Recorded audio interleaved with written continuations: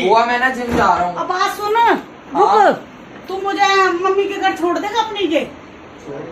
अरे तो रुक जा, चल अभी बस 2 मिनट दे तू मुझे। ठीक है 2 मिनट लेकिन। हाँ 2 मिनट।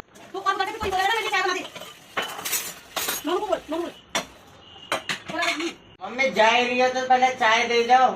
ठीक है अभी बना रही हूँ। और कितनी देर और लगेगी? बस अभी 2 मिनट और दे तू मुझे। ठीक है 2 मिनट और।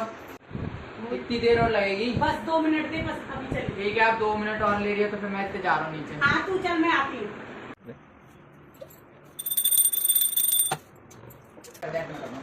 हाँ। बस वापिस जाओ, कितनी देर लगेगी? 2 मिनट होते होते इतनी देर लगा दी। आ जाओ। चल अब फोन में ही लगा रहेगा, बहुत देर हो रही है। इतनी देर तो आपने लगा दी। कोई देर ना होगी, जल्दी चल। चल रहा हूँ बस।